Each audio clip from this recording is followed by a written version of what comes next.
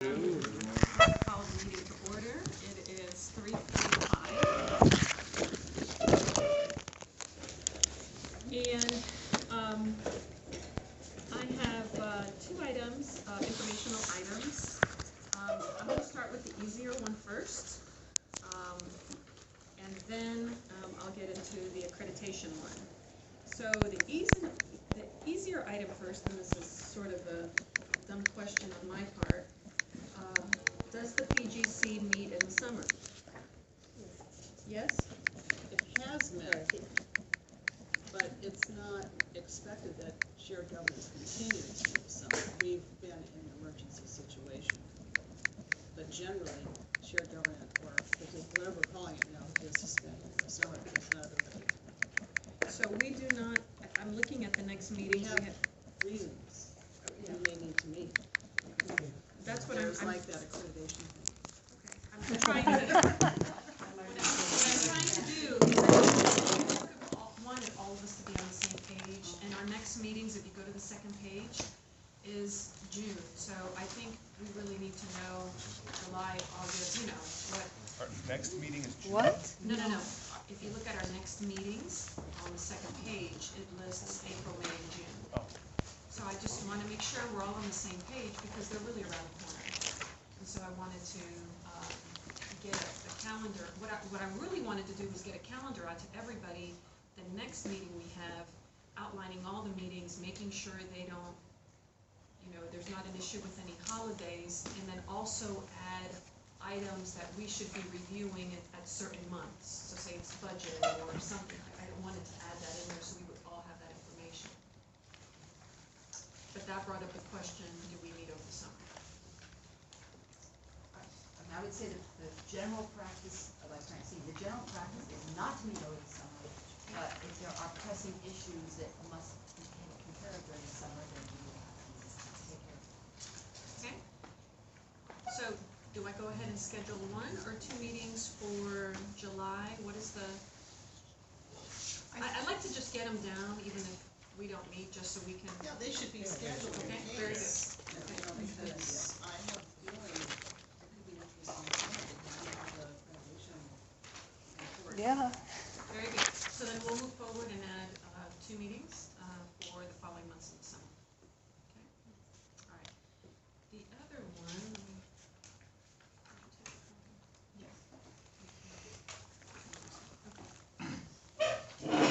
My other informational item is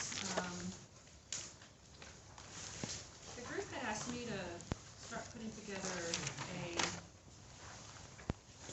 list of how to address some of the, there's some chairs over there too, how to address some of the items that came up in accreditation. And what I did is I actually stole Gohar's format and added to that, which is what I'm passing out now. This is just a start in the beginning. So, for example, like the first one on the first page, when it talks about the institution uses leadership throughout the organization for continuous improvement of institution, two items that could be completed, two action items could be, identify constituency group representatives that would report back to their constituency groups, identify who those folks are, and I actually had that listed down for today's date, and then those folks would be responsible to send the information back to their constituency groups every month. And so that would be one way to do it. So that's an example of one. If you go to the next page, it talks about institutional leaders creating support and inclusive environment. One of the ways to do that would be to, improve student involvement by attending inter-club council and executive student council, adding PGC as a standing report item on some of those. Obviously, that responsibility would be NISA, and ongoing and starting on April 16th. And so, if you go through this, there are some action items on some of the possible ways we can address each of these, okay? And so this is a start. Now, this is due April 30th, okay, but I sort of wanted to give you something now that you can think about. So I'd like you to take this back. I'm also going to email it to you. Do you have any more of it?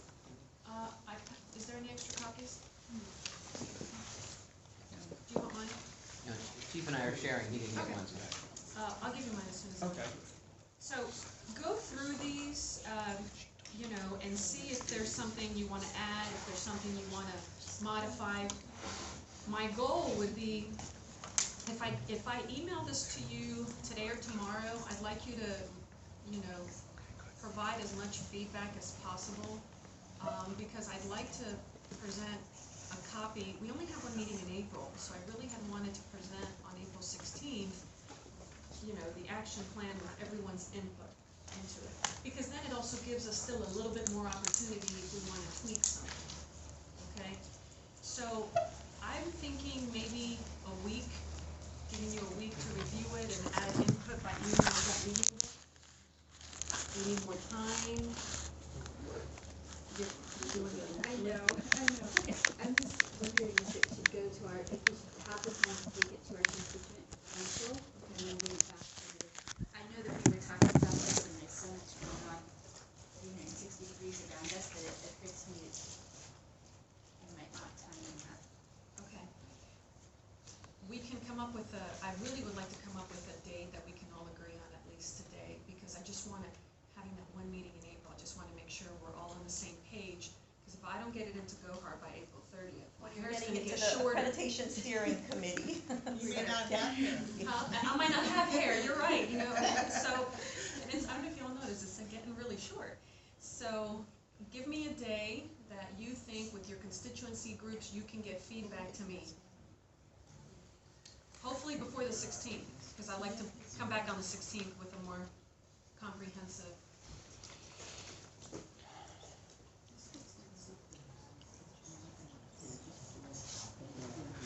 Well, the Senate has a meeting on the 8th, and so I'm putting it on the 8th. it could be on the, so we can go to our constituent group. I don't know what other people's meeting Hold on, is. let me see. We can move that with something that represents. Okay. Okay. How about everybody else? Students?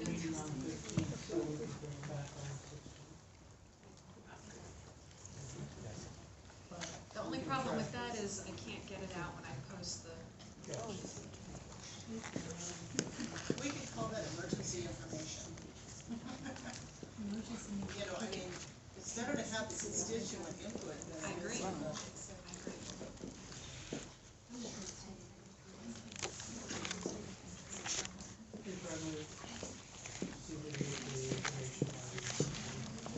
Okay, so we're all agreeing by the 8th, so I'm gonna email this out to everybody. No. Not the 8th, we have our meeting on We the have 8th. our meeting on the 8th, so we could probably say the 10th, because we have to have time to put together what they said. Okay, let's do Teach our this. classes. Let's do 10 noon. 10 noon. Athena, will that work for your meeting? Oh, We're not one of the groups, James, we good. 10 noon. That's what it says.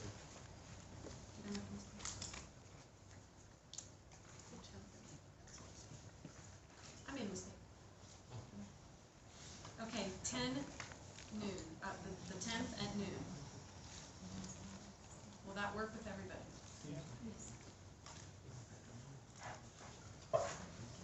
That will work Then you can because, spend your weekend writing the plan. I just noticed it's a Friday. Great for us, Virginia. so, I'll tell you what the other piece of this is a work in progress. In fact, there was one more we just added, and for whatever reason, my computer fairies was showing it on the screen, but it didn't print out. So I'm noticing it's not here. So this is going to be a work in progress. I'm going to send you what I have, and then I'm going to keep working on it and hopefully send you another one next week. Okay? So we'll just keep working on it. The good news is that worst case scenario, if we still want to make changes after the 16th, we still have 2 more weeks. Okay? And even then, it's not cast in stone. We would like to have it definite, but things can. Yes, but I like the later part. Just so let's get it as much as we can, just to have a plan.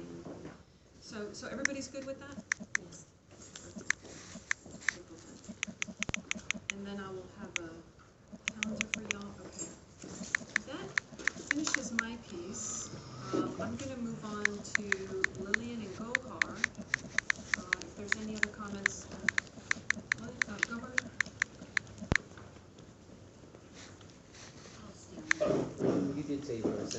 electronic to us, right?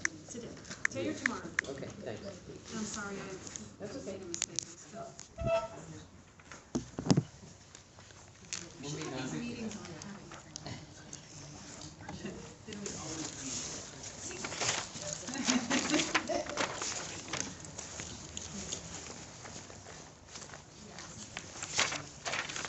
All right, hi, everybody. So you all know our accreditation website, 2016 self-evaluation. I just wanted to share with you the general timeline, and I would like, your feedback. Do we think this is gonna get the job done? Do we have enough time to get the job done? As you know, March 24th, this coming Tuesday, we're gonna hold our orientation and kickoff. We've already got we have many volunteers, and every day I get a few more names, and I'm really happy. I got a couple more student names as well, as a result of a presentation at the ICC. We're still looking for some faculty members and classified staff members and students to join, and we hope that we can recruit some more people on March 24th.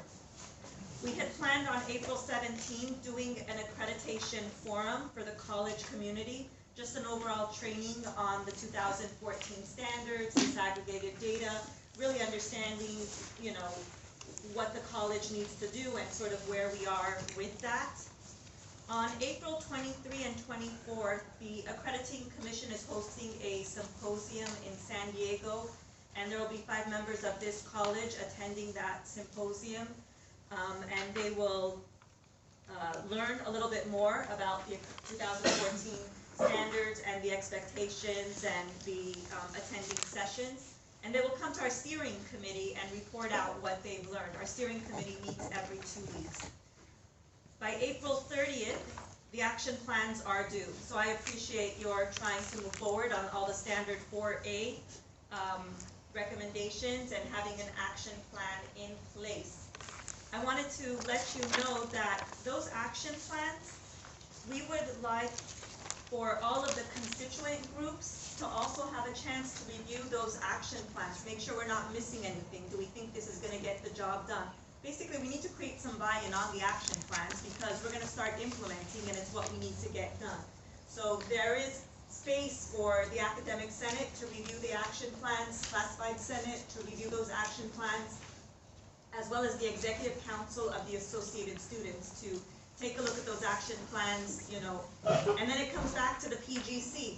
Let the PGC have a final review of those action plans. Essentially, we are going into implementation. The Board of Trustees also should have an opportunity to take a look at how we plan to meet all the accreditation standards by October of 2016. On the calendar as well, there's this, midterm report. Team develops draft midterm report, and there's a review process for that midterm report. I'm going to modify this calendar. The college is not required by the Accrediting Commission to submit a midterm report, but we decided, and the chancellor wanted the college to produce, for its own accountability, a midterm report. So it's basically 1 year before our self-evaluation is due. Really, how much progress have we made, what more still needs to happen, what adjustments need to take place on those action plans to make sure that we are, we will have the evidence and documentation needed that we're meeting the accreditation standards by the time the team comes here. Again, much of this writing of our draft self-evaluation is taking place in the fall of 2015 and spring of 2016. And then over the summer, editing, and again, at every juncture, there is this opportunity for the review process to take place. So by the time fall 2016 comes around, we're really reviewing a report and making perhaps a few updates to that report, but essentially all the work must have occurred in fall of 2015 and spring of 2016. And then taking it through all of the constituent group review process, participatory governance, and the Board of Trustees. It's gonna fly by.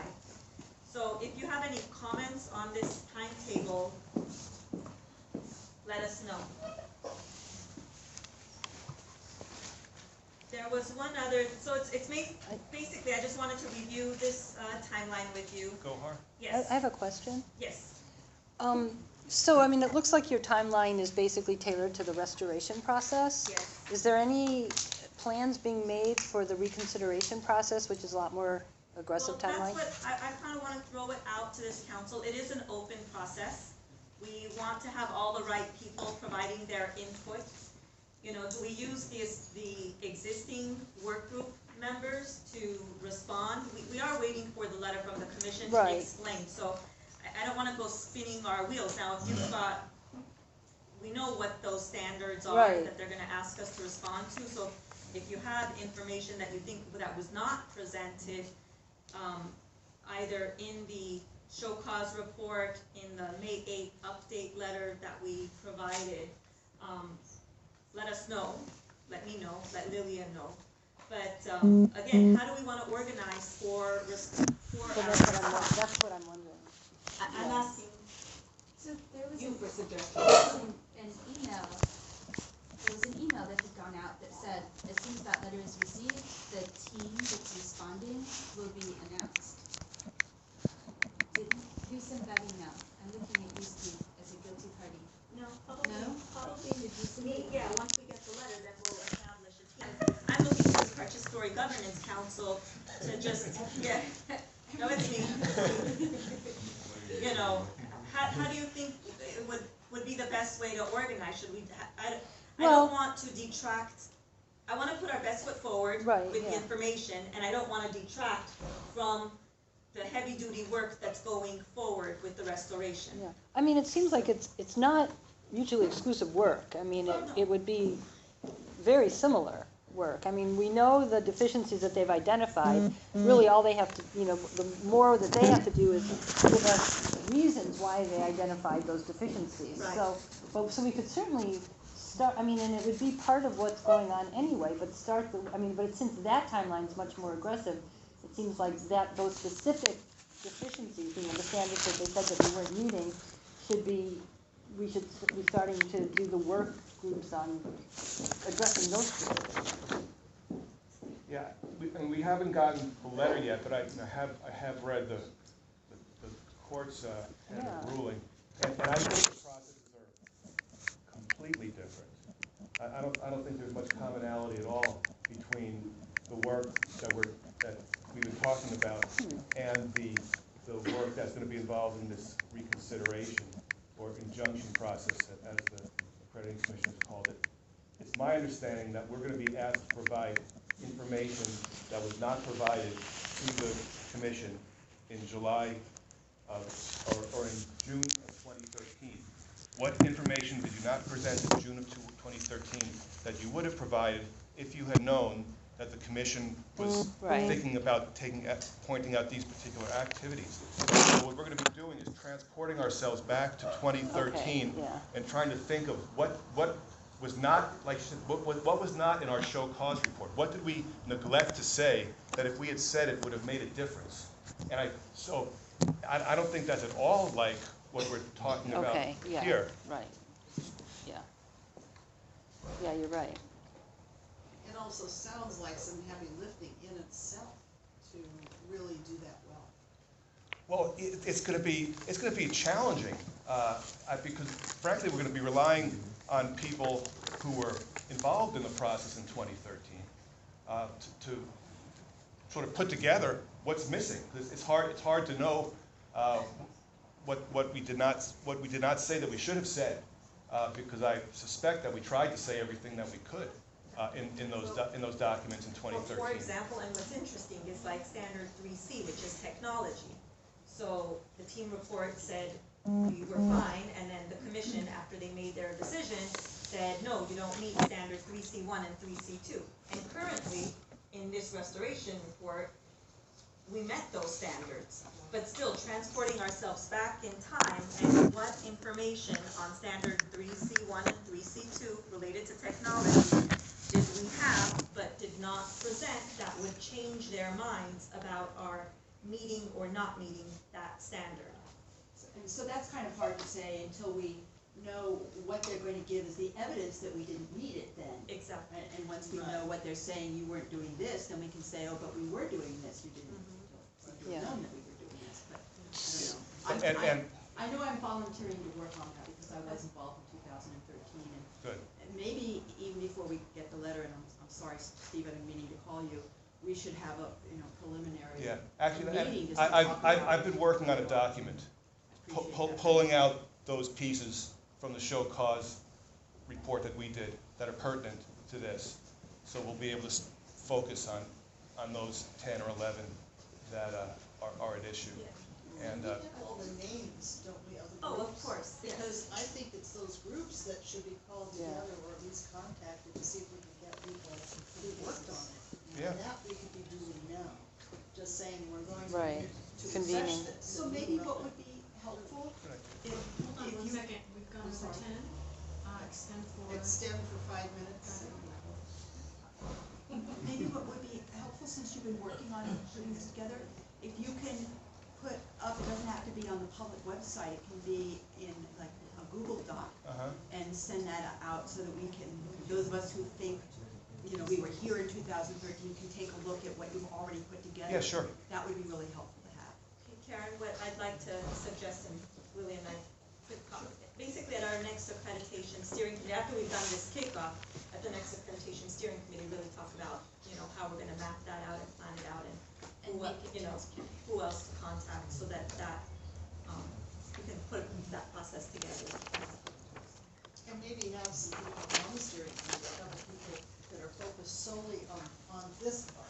And then everybody else could be Yeah. the There is story. anybody like I that. think it's all the same people Right. again, It yeah. does, we do just run gotta- into each other We a just lot. gotta figure out, how to manage our human resources and sanity so that we can be doing, both Yeah. fully and completely and thoughtfully. Okay, is there any other questions from the council? Does the council have any other questions for Lillian or Gohar? Is there any questions from the public? Yes, I have actually a question probably for Steve would be able to answer it.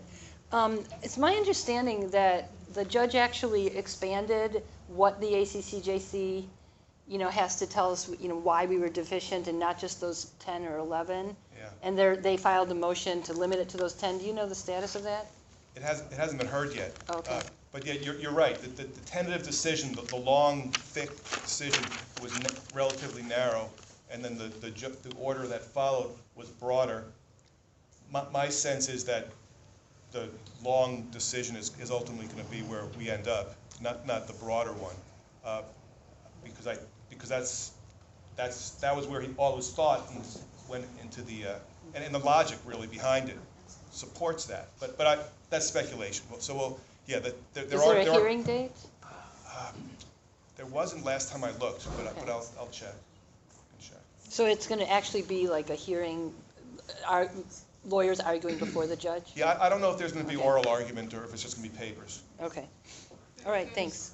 Thank you. Is there any other questions from the public? Very good. Can I say one more thing? Yes, you can. So we're talking about having these action items go out to constituent groups, and we have places on the timeline where it formally goes to constituent groups. But this process is, again, extraordinarily transparent. And if you go to the detailed timeline, you can actually see where we have the steps to take. On one side, it's dated. And then over here, we have kind of a detailed explanation of what we're asking for to see. And if there's things in here that are unclear, right, this is where we need feedback. What does this mean? Is this for my group? This is where anybody can really kind of check in on what's being done, what's expected of individuals. And we were actually having a little bit of fun with it. So whoever goes and checks it out, report in on the fun that you found. And so you can engage at any time and let people know that as you're recruiting, that we need people to be on the teams. It's a commitment for about a year and a half. We are short some faculty, some classified. We need to bring some students in here and really use this as an opportunity to mentor students and to have students be able to have their voice be heard on the direction of the college. These action items are transformative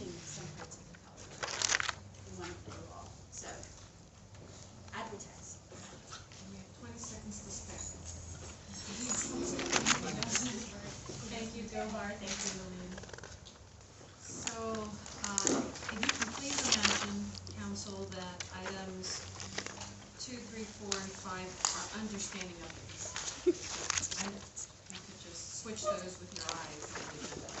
Okay, so Susan, Clara, could you give us an update on diversity?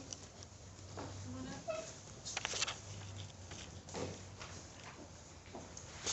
5 minutes. Thank you. Good afternoon, everybody. I'm kind of not sure what you'd like to know about diversity, but I'll tell you what we've been doing. I have a question. Now, it says enrollment, diversity, and planning.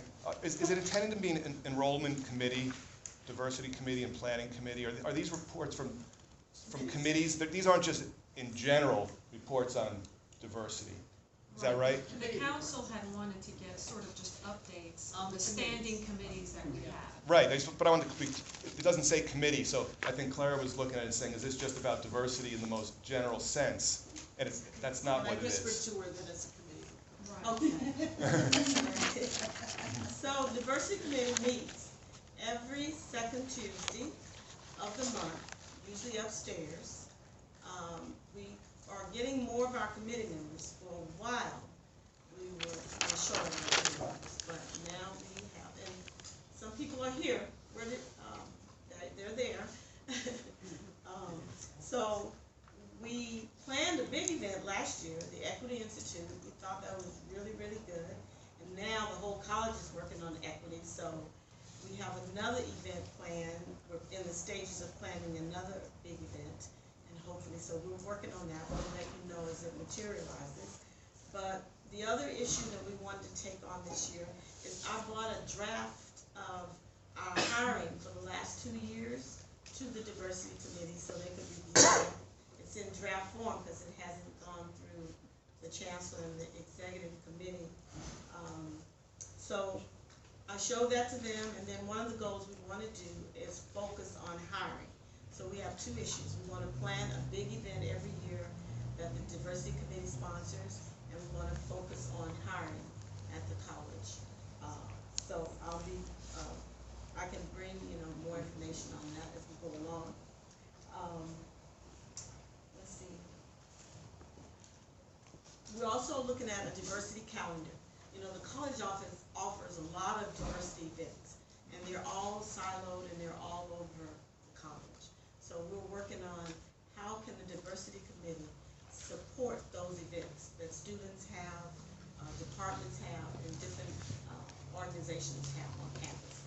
So we want to put that together and make sure that it's well known throughout the college, what's happening around diversity. So that's pretty much what I have. We have really continued to meet. So we missed some months, but we meet the second Tuesday of every month. 3:30 to 5. And Melendez is here. Teresa, did you want to add anything? And also Samuel, their committee members. Did I leave out anything you'd like to say? No, I think that I think the discussion around the calendar took up actually the bulk of our meeting that day. We really think it's important to be able to centralize all of the information that's happening across the centers.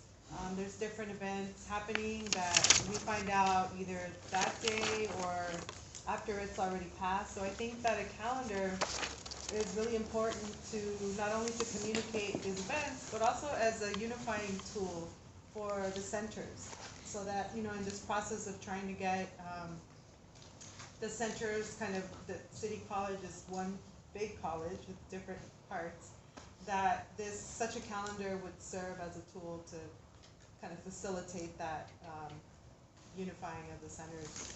And also, that's another point, collaboration across groups and different activities that different groups could collaborate, faculty, classified, student to student, could collaborate fund-wise and people power-wise.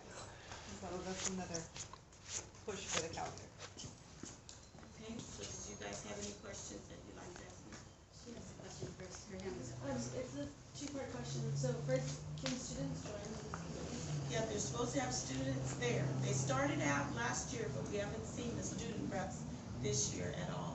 And how does one go about joining? The student association, Executive council. executive council appoints them. And if you need more information, Lisa, would you raise your hand? So that's what's missing from our group now, students. We have about 10 seconds left. Do we want to extend time? Is it public comment? Yeah, well, it's extended for up to 5 How many do not want to extend it? 2 minutes. minutes. With 3 people, it must be. Okay. All right, very good. Let's keep it. Good. Lillian? So when you talk about diversity hiring, what are you considering that would be different than what we do right now? We want to look at our process and see where it's bogging down, what's preventing it. We know all over the college, some of it has to do with our accreditation. Our pools have been low this year. We want to look at where we advertise. Whatever we think might be hampering us from getting large pools for certain departments or even for administrative positions. And if those processes change, does that come back through, does that go through the constituent groups on here's, we're changing the process? For sure, yeah. The diversity committee wouldn't have the authority to do that. They would just be looking at ways. Like if you remember before, one of the suggestions that came out of the diversity committee was having a diversity statement, and different things have come out over the years to do things like that. Karen? I would really, really like it if things were posted a little better. You know, that we have the PGC calendar, and I'm looking now and I don't see that the diversity meetings are posted here, so, you know, I know the meetings are open that anyone can come, but no one's going to be able to know about them because they're not on the calendar. And in terms of accreditation, I believe that we really need for the different groups to be keeping not necessarily minutes, but notes of some sort. I certainly have some.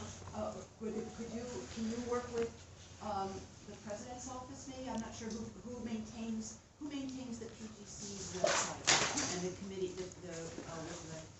probably Grace, I'm sure. It is. It's still on your desk, right? It's the second Tuesday of every month. So If will I you guys cancel work it, together so that I'll that send a information note. will be posted and you know, you have notes on the meeting, those could be posted and that way we can stay in touch better with what's happening. That'd be great. Okay. Any other questions from the council? Any questions from? Okay, thank you so much, Clara. You're very welcome. Pam?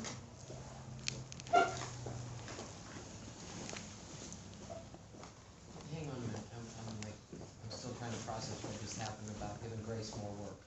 Okay.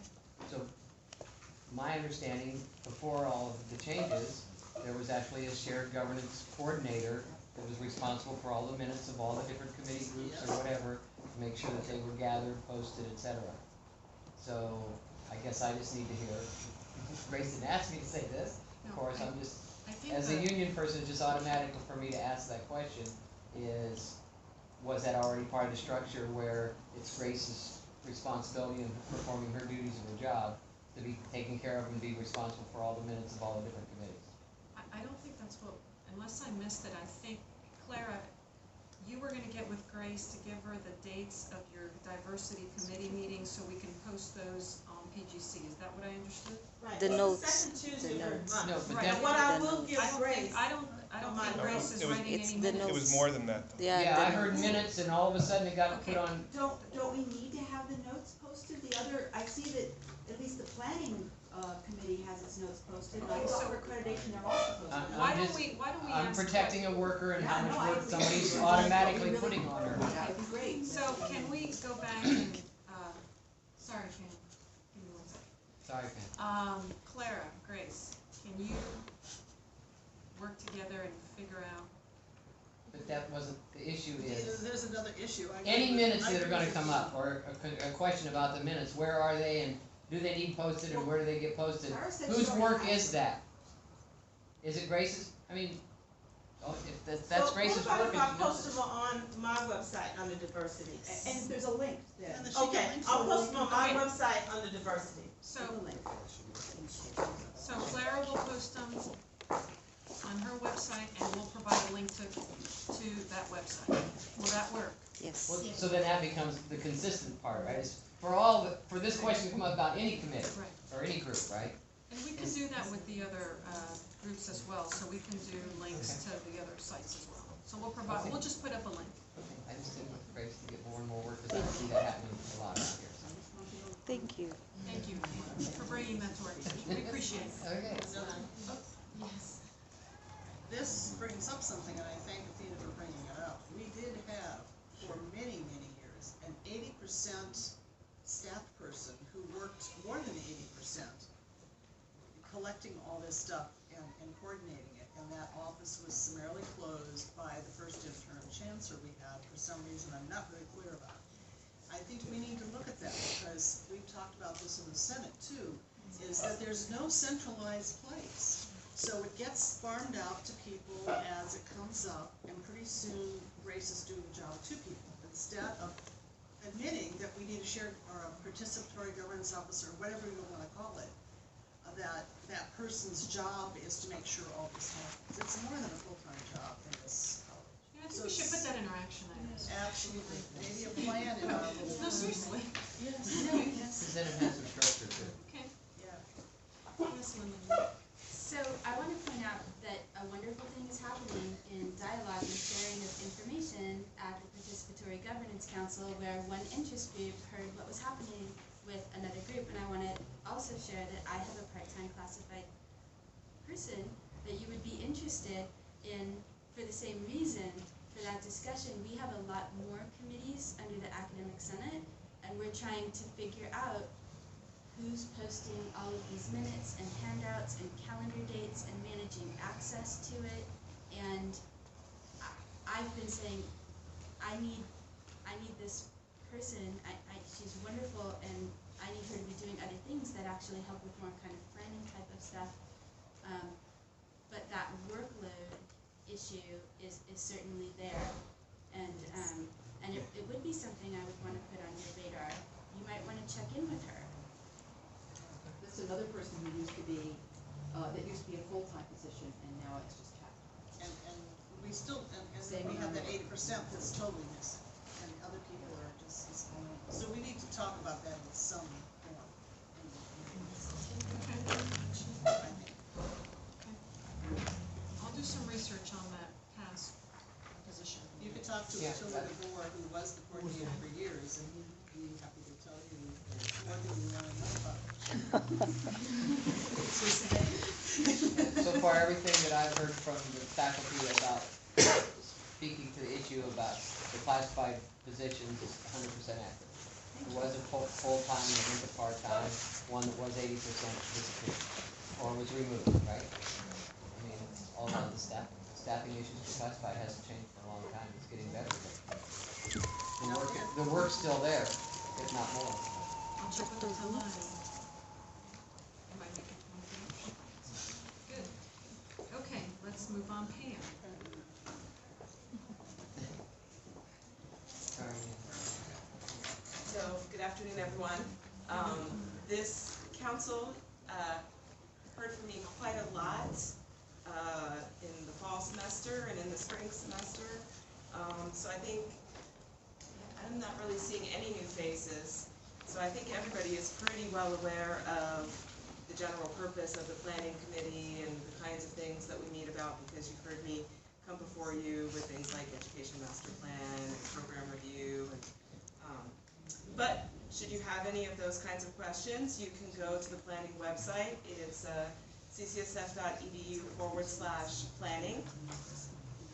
Okay, so ccsf.edu/planning, and it gets you to the calendar, and our meetings are posted on the calendar. So we just had a meeting this past Monday. James was there. Thank you, James, for coming. And there's a meeting coming up in April. So right now we've been meeting once a month. Occasionally we meet twice a month when there are urgent items that need to be attended to, and we do post those. All of the agendas and handouts and notes are posted.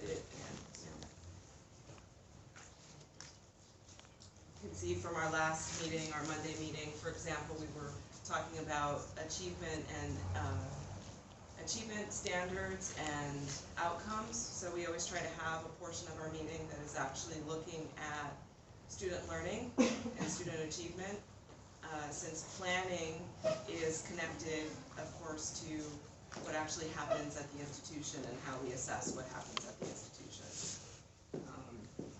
Program review, again, a big part of our agenda. This Monday's agenda included a very lively conversation about smart classrooms and planning for classroom upgrades. So just as an example of the kinds of things that we're talking about right now.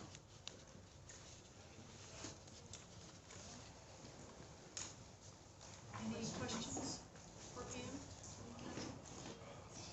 Yes, Pam. I do want to thank you for always posting the documents and having everything very easy to see what's happening in the plan. I really appreciate that. Thank you. And I'm sure ACCJC will also appreciate that. Well, Standard 1B was a big impetus. Any other questions or comments? On those institutional, I'm sorry, was anyone else's hand up? No. On those institutional set standards, where it says next steps, Yes. since I arrived at that meeting late, did you discuss the upcoming institutional set standards? Not yet. So, could we, because there was some talk about making sure that it came up at least as a discussion item at this group, just for heads up to all the different constituents, since there's a due date on those standards, and we want to make sure everyone has time to go back to their constituent groups and actually have some conversation about that. Is this that actual document? So no, this is not that actual document. This is sort of the precursor. So there are two ways that institutions set standards are moving forward right now. So in the ACCJC annual report, we are required to report on institution set standards for very specific areas. That's course completion, certificate completion, degree completion, and you'll see those here. And this was part of the board agenda for the February meeting. So for those of you who are following the board agenda, it was there, it was discussed at Academic Senate. And as part of this, we're moving forward. We have the latitude to add locally developed standards that are meaningful. So we want to develop standards for non-credit and add some additional standards related to CTE. Lillian is bringing up a new initiative, a relatively new initiative, and that is from our State Chancellor's Office for the California Community Colleges, which the State Chancellor's Office, I believe, is trying to help institutions be more proactive so that they get into less hot water accreditation-wise. And so, and Lillian, Lillian just went to a workshop on Tuesday, and I'm actually going and go-hoing on the 27th. So Lillian, if you could please. So, Actually, we're at 5 minutes, so are we extending time?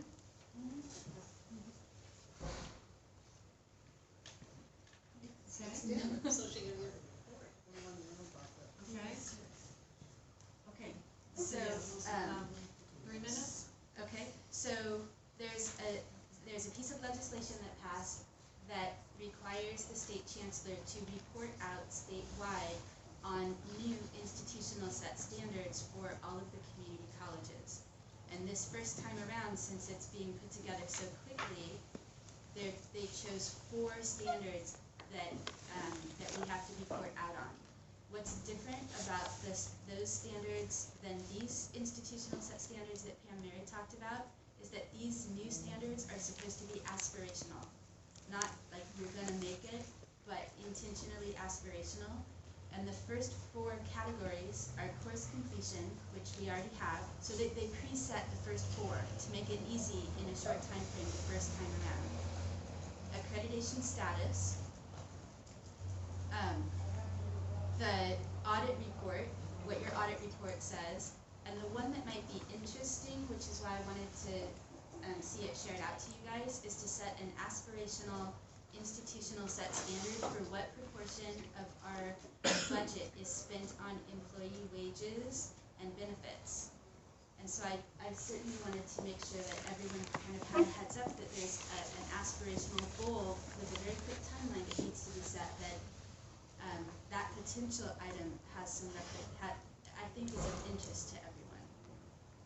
Can I ask something really stupid? Sure. Aspiration as in you're trying to get a number even lower than that, or aspiration as in you'd like to spend that much on it? So It's a stupid question, I know. it's not a stupid question. It's the immediate question that comes to everyone's mind sitting in the room going, wait a minute, what about the cost of living in San Francisco and da-da-da-da and all of those things. So it's that one particular number that we are being required to provide is something that I think everyone might want to have some conversations about. But the idea is that you're trying to keep it low, is that? Well, I think I think the idea is that there's an idea of what is an appropriate level for a community college district. And if you're above it, then it would be to get it lower. If you're below it, it would be to get it higher. So depending on the college, you may have different aspirations. Huh. Very good. So to be continued. Very good, thank you.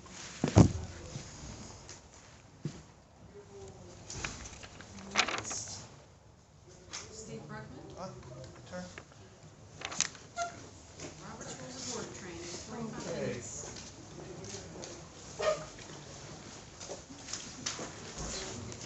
And you have the presentation in your handout.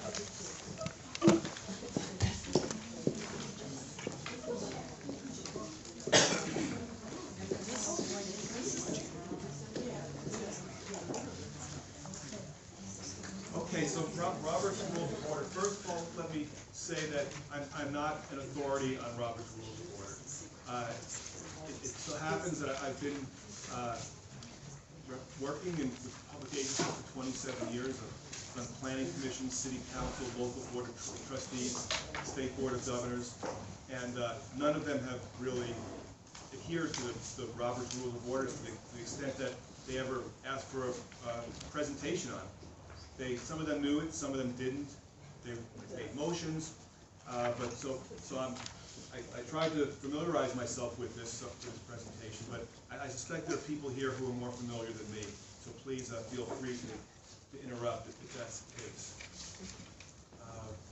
So there's a PowerPoint, and there's also a skit to follow to test and to kind of see what we've learned and go from there. And I also have handouts that I'm going to give out at the end, but I don't want to give them out now because they'll be distracting. But what they are is I went on the internet and found several different versions of condensed guides to Robert's Rules of Order. The Robert's Rules of Order is a book about this thick with fine print. It's got a tremendous amount of detail. And everybody wants to know what I really need to know. I don't need to know all that stuff. What do I really need to know? And so there are various permutations of how to do that. And each one of them is actually very different from one another. There are a lot of different ways to sort of get there. So I'll hand that out later. And one of those is I got from Karen Sagador, the Academic Senate's version of the basics of Robert's Rules of Order. Okay, so what are they? They're written rules of parliamentary procedure adopted by an assembly, and unlike bylaws in which every organization has their own bylaws and how it should be for that organization, the idea of Robert's Rules of Order is that they're general. Everyone uses the same Robert's Rules of Order. So the intent isn't to create a special process for the PGC. We want to just kind of jump on the bandwagon and do it the way everyone else has done it. That being said, in reality, practicality, I don't know that the PGC is going to follow all the rules of Robert's Rules of Order. I think you'll find your own way through it. For example, at the beginning of the meeting, the chair was providing a report on the accrediting commission piece that you're working on. And under Robert's Rules of Order, the chair really wouldn't be presenting reports. Someone else would be presenting reports, and the chair wouldn't be making motions or voting unless there was a tie. And the chair wouldn't be presenting ideas, and then, so if we were following Robert's Rules of Order, someone else would be making that presentation, and someone else, and there would have been motions. How about having 2 meetings in the summer, or 1 meeting in the summer? There'd be a motion in the second, and you would have to follow all the rules in order to get to the end of that process. I think in the interest of efficiency, we didn't go that way, and that was perfectly fine. So just to let you know that we don't have to follow these rules, they're just out there for us. That's not the right button.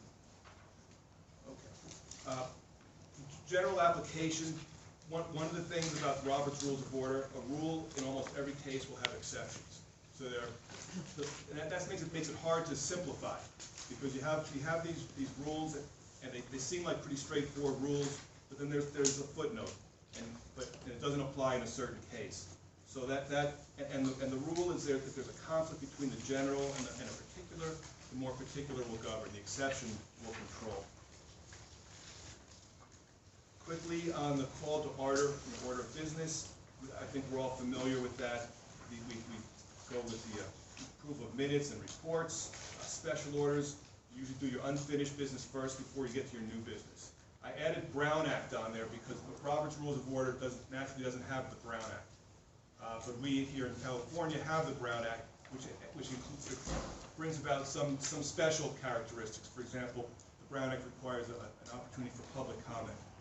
Robert's Rules of Order doesn't have that. And also the Brown Act prohibits secret votes. Robert's Rules of Order allows for secret votes.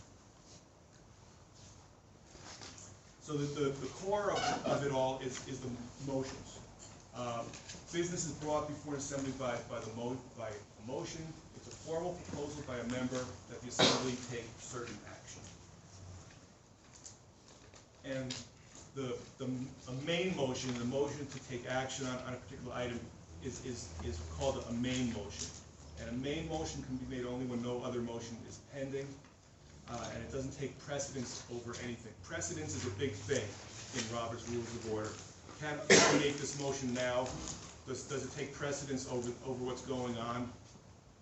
Do I have to wait until something happens before I can make this motion? Does something else wait because I've made this motion? Which one has precedence?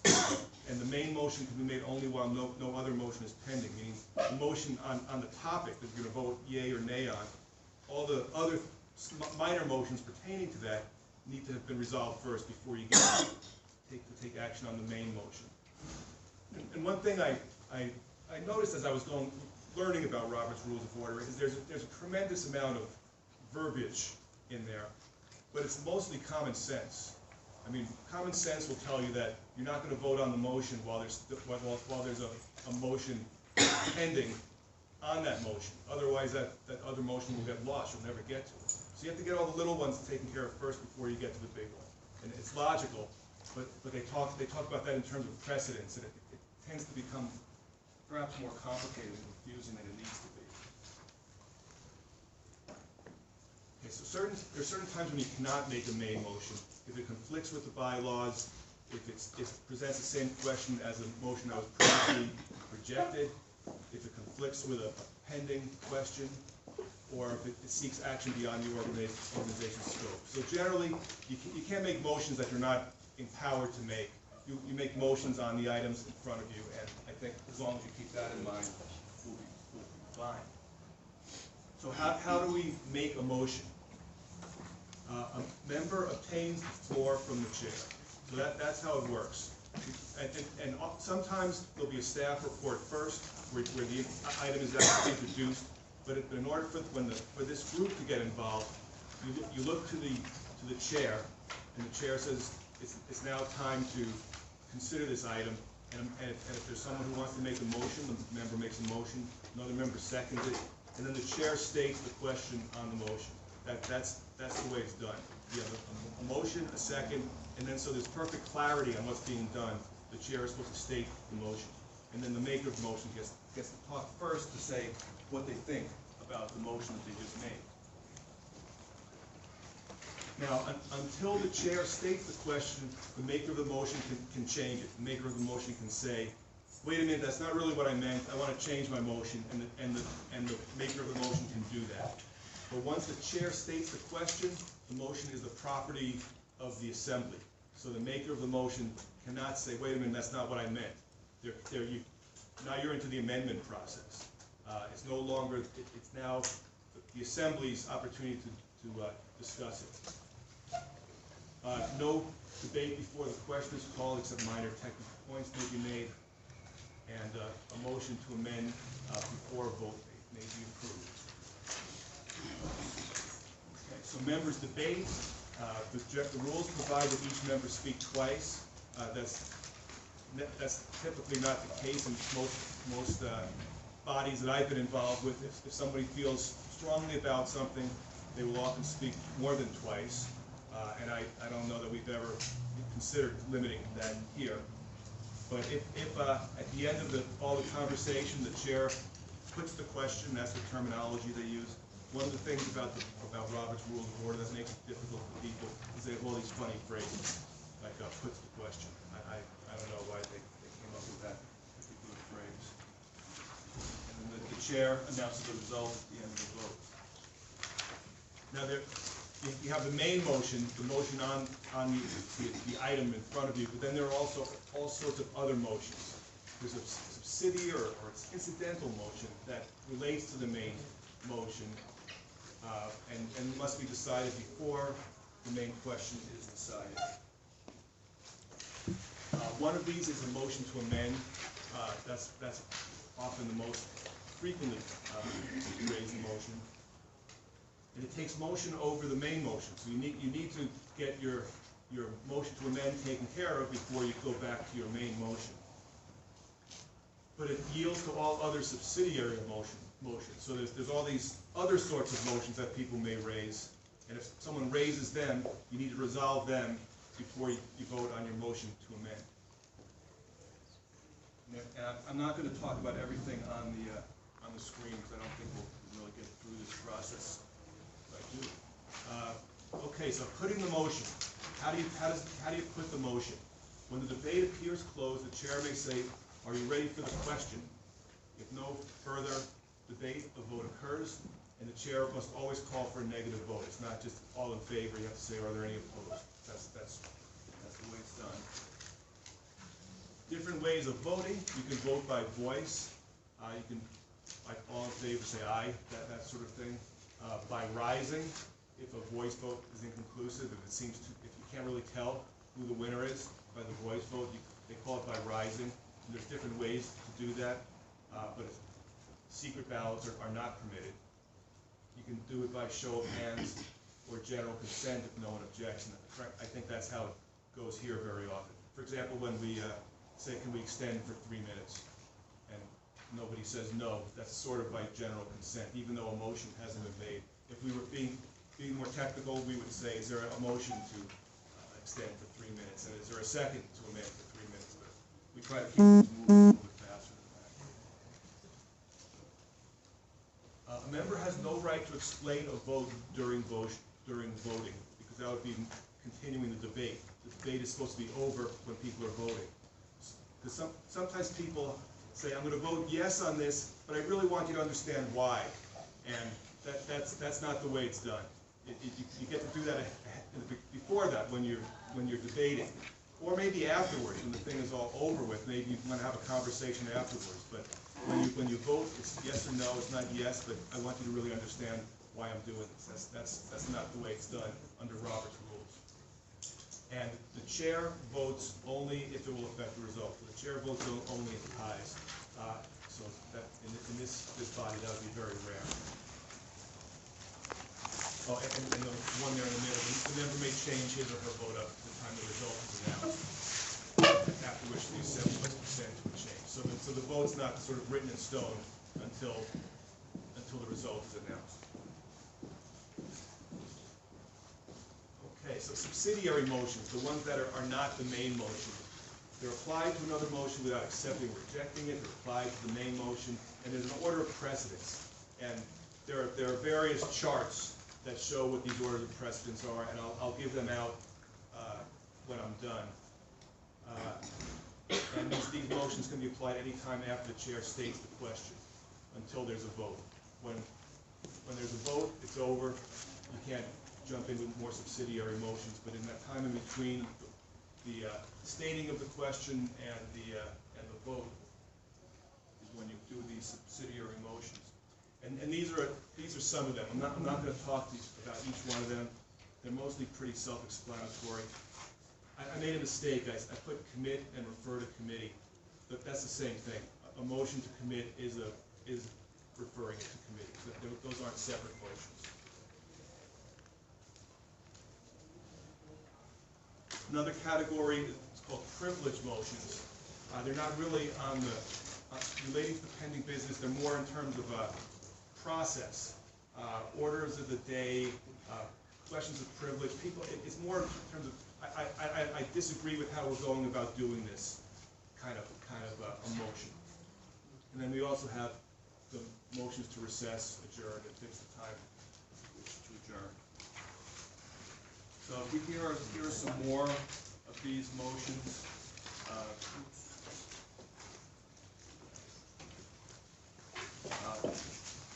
Each of these has its own little story behind it.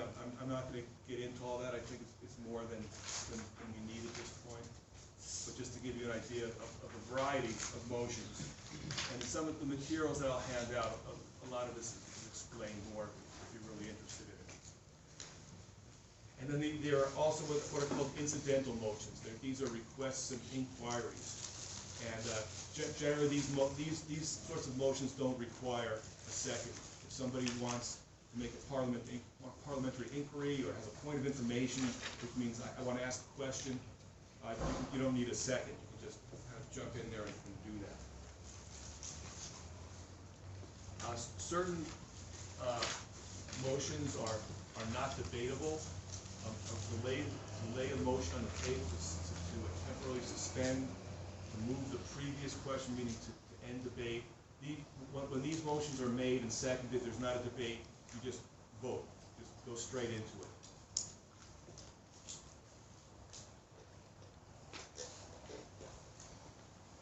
There are certain circumstances in which a speaker can be interrupted. Generally, the purpose of Robert's Rules of Order is to maintain order, so people are not being interrupted and people have an opportunity to say what they need to say. But there are times when you can interrupt the speaker, and we can review the details in the materials later on. Generally, it's majority. It's 50% plus one, but there are a few votes where a 2/3 vote is needed. To move the previous question, which is basically to change a decision that was already made, to suspend the rules, or to object to consideration. I've forgotten what that one is all about at the moment. But these are unusual motions that require a 2/3 vote. And that's it. That was sort of the express Robert's Rules of Order. Now I'll give out some of these. They're sort of like cheat sheets to help you understand. But now, who is going to kind of? Well, one of the things. Well, we're going to get volunteers, but when we end debate in the Senate, and I don't think this is part of Robert's Rules, but it's really an important item because people have tried this, where they'll speak. And then they'll say, I move to call the question, which means they've just said all they had to say and shut down debate. So we have considered it very rude. If somebody can move to call the question, but they can't have just given their peace of mind and ended it with that. Because somebody else is going to have to close down debate, not the person who had the last word. And that's been very helpful because people have in dicey moments tried. But it does still require a second and a vote in any event. No, it's just but you're saying you prefer not to allow that. I just argued against your motion and I moved to call the question. Right. And no debate. Right. People tried it. And the other one was to divide a motion. I listened to Karen years ago, where if you have a motion that is very, there's a lot of to-dos on it, and we've had some come to the Senate. I can't even think of an example now. Well, if you have multiple resolves, Yeah. you can vote to divide it, One and you can resolve vote at a time. one resolve at a time. That way, some of the resolves might pass and some of them might not. And then some of them that are really controversial, you can save the really emotional discussion for just that one part instead of having it mixed up with the whole idea. And we've had a few incidences where that kind of saved. Now we have, do we have more comments? Where I found Robert's rules to be very helpful is when there tends to be packed agendas where we could discuss things endlessly, but we don't necessarily all have to be on the same page, but we do need to make decisions. So it works really well for where people are willing to not discuss things quite so long, but to do some homework in advance. It's really helpful when you have resolutions written in advance, so you're not trying to write the resolution on the floor. And you come where it's like, here's the subject matter, here's the proposed decision on this, and then people can look at the decision, debate a little bit to get the information, they know how they want to vote, they're ready to go. And with it works really well in those kinds of situations. If people want to discuss things for a lot longer, then adding this formality is not going to help very much with that. But if we were, as a group decided that getting through the agenda in 2 hours was important enough to us that we wanted to do the prep before the meetings by writing resolutions and debating things to where we're ready to take make a decision, though we may not all necessarily be unanimous about it, and we're okay with that, then that would help us a lot. Are we ready to? Actually, I'll take, any other questions on this side? Okay. So, I thought that there was a change in the Brown Act that addressed that whenever there's a body that's subject to the Brown Act, all votes have to be recorded in the minutes, right? Yes, that's so true. Yes. I think that's what we do within the AS. I just wanted to make sure Yes. Yes, that's all true. of the bodies We do that in the By Senate name. as Yes, well. votes are supposed to be recorded by the name of who voted which way on everything. Including abstentions. Yes. Although I'm not sure, but I don't think that's requiring that all the incidental and sorts of motions. Yeah. The main motions is what we're talking about. Yeah, because you could have many All the motions. amendments, All of our, anything that we vote on, we That's what record the vote unless it's a procedural vote. Uh-huh. So we don't do procedural votes like vote to extend discussion, but anything that's a decision that is a resolution, we don't even record resolutions or votes to extend discussion. But if it's a resolution that we're passing, the vote is recorded by the person. And that's under advice of the state senate. Suggested that. So now we have a quiz, and nobody has. Are we doing a skit? We're doing a skit, and what we need is 5 volunteers who would like to read parts. You want to read? No, I want to pass them out. I have the ones that we have. Okay. To make it easier, you want to be Jamie. We have a Jamie. Anybody else? We need more volunteers. I think we should nominate Steve to be the committee chair. I think the PGC should be doing this. You want to be the committee chair? We need someone to play Chris. We need a Chris. How about? No? We need a Chris. Chris going once, twice. We just need somebody to read Chris's lines. And they're highlighted. Okay.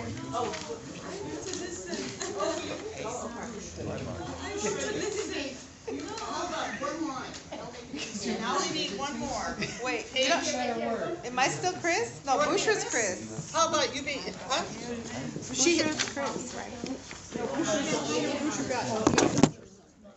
Now we need, okay. She wants to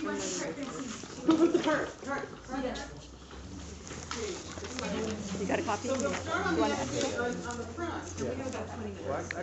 We should be able to do this in time. Now, part of this involves raising hands for some of the characters. And when we're done, we will then stop, we will then evaluate what people did wrong.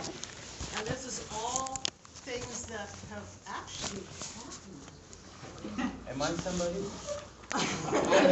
You're someone special. If you're one of the actors, you're highlighted. Wait a minute, where are the actors? Raise your hand. Actors? So maybe we have committee chair, who, your Paige, who, your Jamie? I'm Chris. Chris, and then there's a lead, your lead. Yeah, somebody, who's lead? Somebody's lead. Can I have a lead? Who got the one with yellow, the one lead? There's just one highlight, lead only says one thing. Should we not have a lead? Boucher, oh, you're now lead, right? Okay.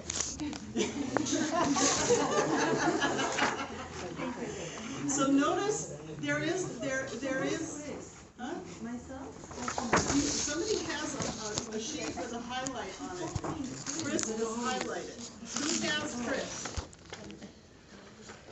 It got handed out to somebody. We have a Chris. I'm not Chris. You don't want to be Chris? We need a Chris. Boucher's Chris, okay.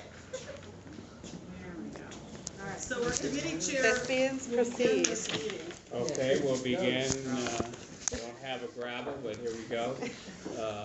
Our next item isn't on the agenda, but we should consider it today because it's such a good idea. Legislation has proposed to provide students who major in a STEM subject a bachelor's degree for $10,000. CCSF should go ahead of the curve on this. Who wants to speak? Can you raise a hand?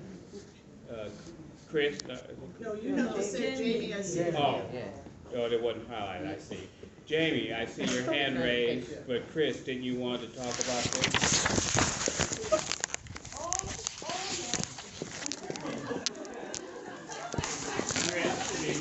Are you guys, we're supposed to have the room at 5 o'clock. Oh. Thank you so much. Okay. We were told another person is going to be here. I can ship you my minutes, anyway, but I'll put them, you know what I'm saying? Yeah. We were, according to our supervisor, someone else is going to be here at 5:30. No, this is going to be like a meeting again by 6 o'clock. So we should be just doing our things like half an hour. And the student actually had class.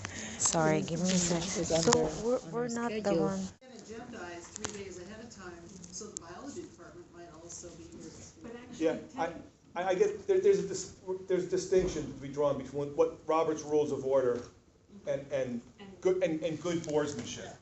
What you were talking about is good boardsmanship, as opposed to something that because Roberts doesn't say you can't speak if you don't know what you're talking about. Technically,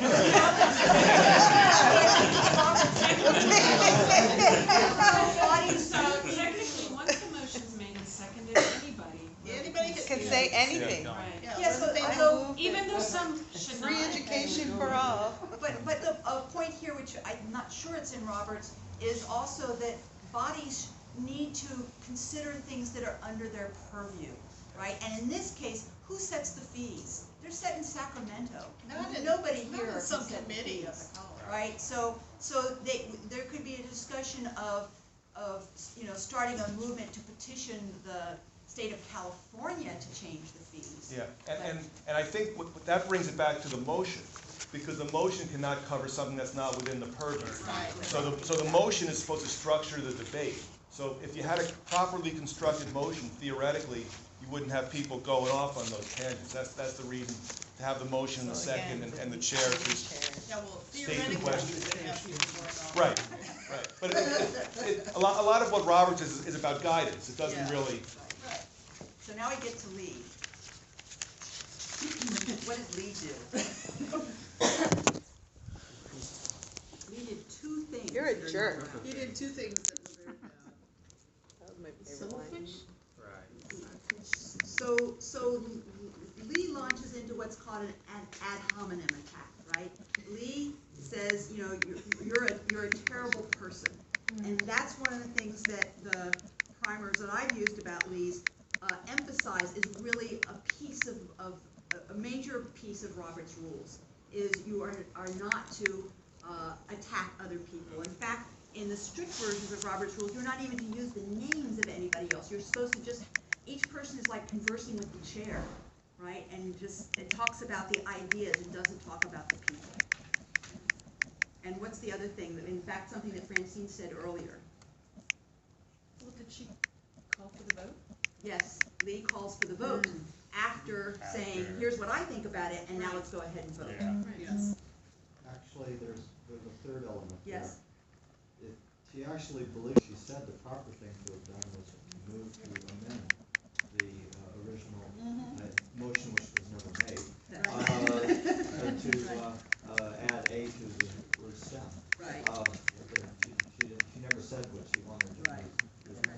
And I think it's worth asking, you know, if someone does get out of line, that may happen from time to time, what's supposed to happen then?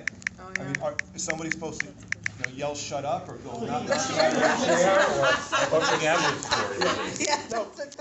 So what's supposed to happen then? What I've seen in the past, in really following Robert's Rules of Order, the chair would take a pause, adjourn the meeting for a moment, and then handle it that way. I mean, Try that's the gavel first. right. You don't have to adjourn the meeting necessarily, but you do have to let someone know that Time out. that their action is out of order. And actually, someone pointed this out